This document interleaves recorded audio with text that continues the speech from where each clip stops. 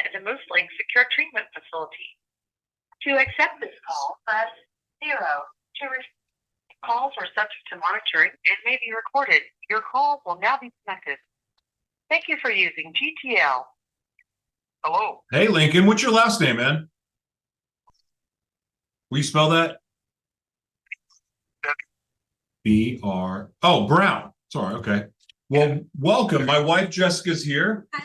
Well, we're very happy to have you. The floor is yours. I want you can say hi to anyone you want, share what's on your heart, and if we feel led, we'll ask questions. Okay. Yeah. Yes. Wow. Yep. So if you want to guide me through it, I guess first I want to put below mom and dad. This whole thing. This month.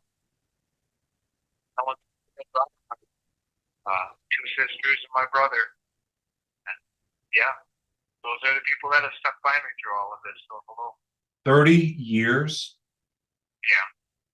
Are you numb to your environment? Yeah, you sound very at ease and like almost light, like peaceful. Are you at peace? No, you read my little diary. Out of bed and put on this kind of mask. Sound like this, but no, well, I'm not. I'm not at. I've got a personality. You don't sound like a villainous type at all. You sound like you're in a very sane state of mind. Well,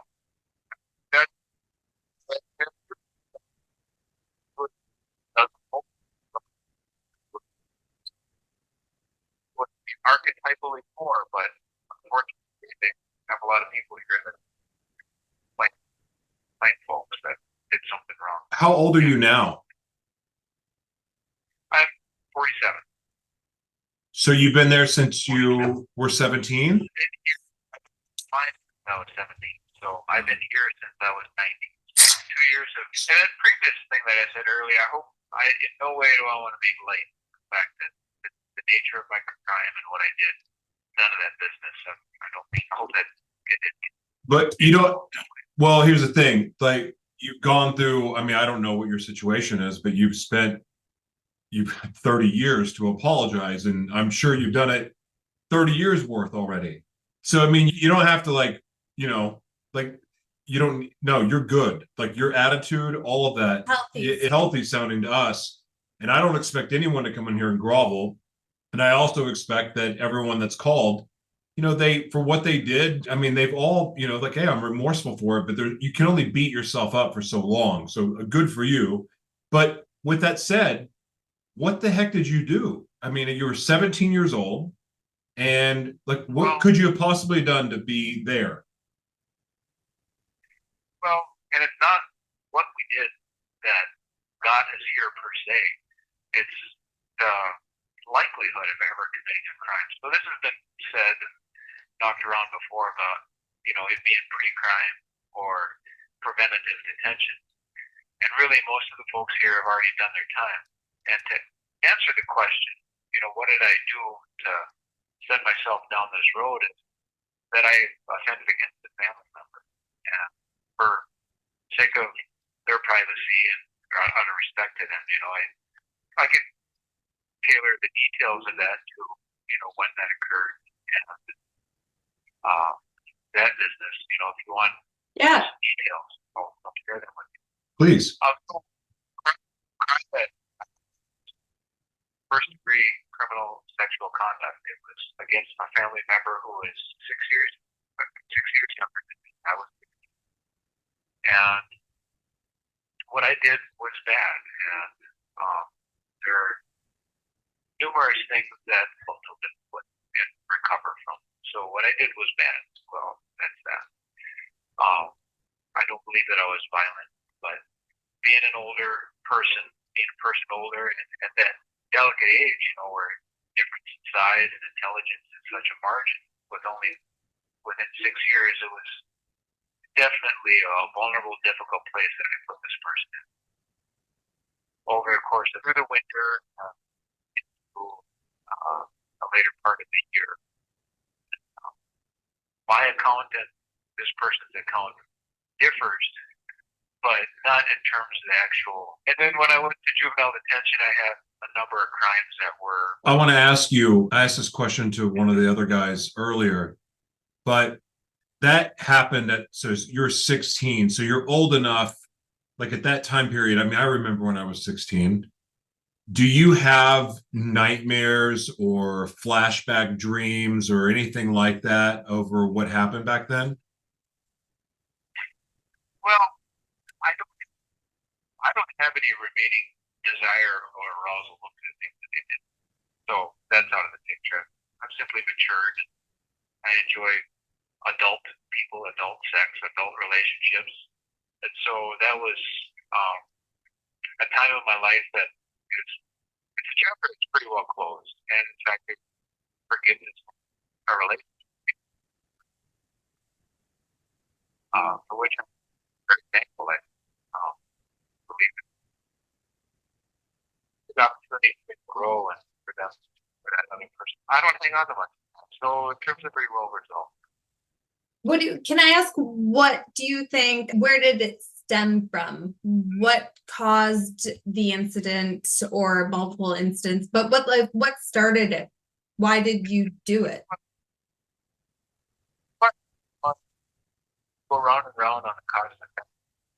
Now, in so many ways, really arrived at an understanding of what's called generational trauma. And that's to go way back into this before even a family member who I entrusted was potentially harmed. But to put it directly upon my experience, I was hurt in much point. I was hit. And it was, I guess, for the sake of being straight up, it was a big thing on another person's part.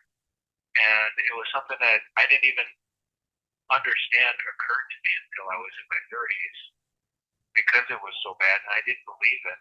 And then only in the past few years have I been able to work with a very brilliant woman who was a psychologist here.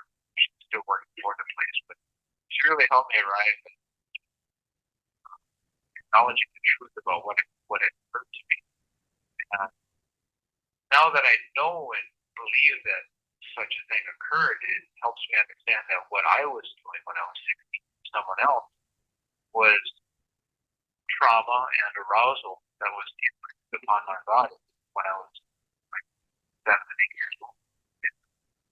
Yeah, no excuse for what I did. Link, Cause and effect. I don't know anything about me at all, but I want to make this clear. There is no judgment. And while I was never,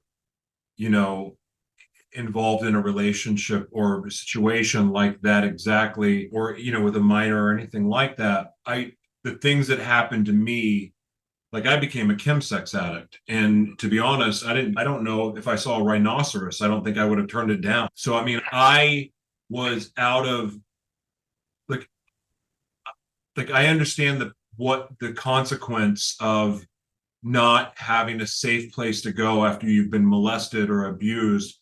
I know the consequences of that. And when you're scared to speak and use your voice and say, hey, I had a penis shoved in my ass and another one shoved in my mouth and it hurt like hell, but it also felt good. And and they told me they were going to beat my ass if I said anything. Like when you're told that as a kid, you believe the people threatening you.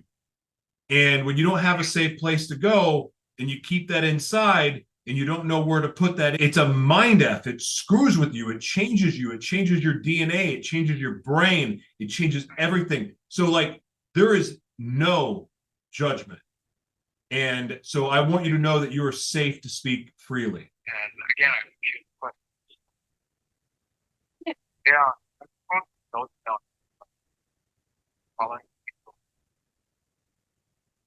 What? Can I ask you, and I feel like you might be uncomfortable sharing the details possibly, but what is the really awful thing that you had done to you? No, well, no, it's something that I'll keep to me because it's just bad. I'm not here to shock anyone. So just I'll just share with you that it was sadistic behavior on someone's part, and I was a little person. We'll leave it at that. That's fair. I get it, man. Let me ask you this. What would you say? I mean, I know that you guys don't have access to the internet and like getting news is sparse and all of that stuff, but all that you've learned going through what you've gone through, what's the message? It's a two-part question. What's the message that you would give to parents that have children? And then what's a message that you would send to our younger generation? That's a fairly big question. I don't know much about parenting. So all that in my time here. So I guess all I can do is speak to the people who I'm very proud of, it. My brother and my sister. And I can only say to those parents that I know that You have 1 minute remaining. they've done very good by their children. And I'm very glad that things that happened in our family didn't pass on. To those parents, specifically my siblings, I'm very grateful for how they've been. Towards the youth, I just have my little journal out here running out of time. And if given the opportunity, I would just read a poem. So if I got a call back, I will. It's an important thing, I think, for people to hear. Then call back, please. Call back? Yeah. Okay. Well, I'll call back right now. Okay. Perfect. Okay. Bye. Can't tell if he wanted to keep all the details like not said, but I'm like a detail person. So if somebody just like doesn't want to offend by not sharing the details, like I gotta ask so I can see the whole picture. I wonder if he was one of those kids that went through the torture process like he was getting,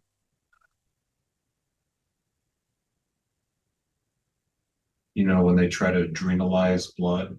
Maybe, but like that's what's wrong with not having details, is it could be something that extreme, or his idea of really bad could be like, something that you've done 25 million times. Yeah, I guess bad's relative. Because I mean, like for me, I can't judge any of the people that I've ever talked to on this. I haven't done any of that, but I can't judge because I know the vile shit that I did.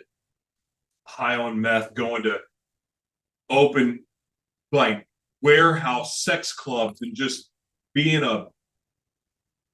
shooting up meth and like not caring and just being a demon. Like I can't, what? I feel like it might be worried that people will judge him, and that could be why he's holding the details in, like how you share everything so openly. I missed. Oh, Shoot, call back. I had the ringer off because I was worried. Hopefully I'll call back. I would not want to leave my man hanging like that. Shoot. That's a bad look. I didn't mean to do that. Not that he will ever hear this. I don't think he's ever going to hear the audio of that. Nice call back. I'm not like well, which facility is he in? MSOP. Okay, so we can mail Lincoln Brown a letter to call back. Yeah, hopefully he'll call back.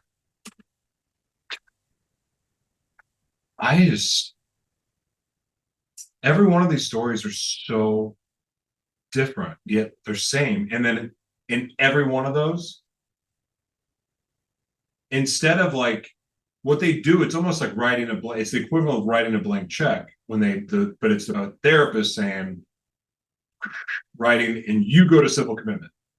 And every one of these should be handled individually, separately, And you have to look at all sides of this because some of this is common sense. Oh, dude, call Like a back. prescription, like a prescription. And just dosing them out without any reason. Oh, this, you could have a bug up your butt that day and you're in a bad mood. Like, ah, screw you, you looked at me wrong. Okay, here we go. Hello. Calls are subject to monitoring and may be recorded. Your call will now be connected. Thank you for using GTL. Hello? Lincoln, you back? Sorry I missed your call earlier. Was talking to Jessica. My question, I'm like, already. Yeah, it's not very subtle, is it? Yes, I'm here. Okay. Here's Joshua, you're on as you have a person there with you as well. Aww. She makes me way more approachable. Good. I know, I needed it really bad. She has definitely made me a not soft, but she's taught me to love, and I've learned how to be a good dad, good partner. She's been awesome. Well, you know, Lincoln, my background is in education, and I was really good with the troubled children, the ones that the teachers couldn't handle anymore. They came to my office, and we would like bond, just talk, and I learned how their minds worked, and I could see what was done to them, the damage. And I can't see how a child who's clearly been damaged how can you treat them as an adult when they weren't even protected by the adults that were in charge of them? And they haven't gotten to a place where that they can even be cognitively able to know that they're making such a life-changing decision. Yeah. The idea of just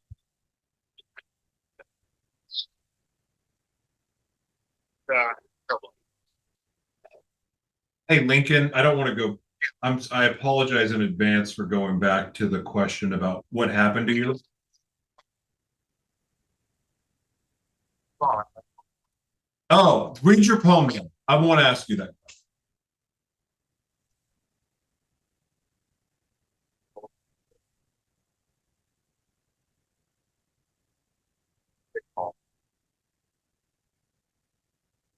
What we call justice was called 1,000 years ago. Nature of life, the great veil hiding justice. The nature of awareness to observe, relearn, and then also go breaks the pain. Then the beauty of being heals itself.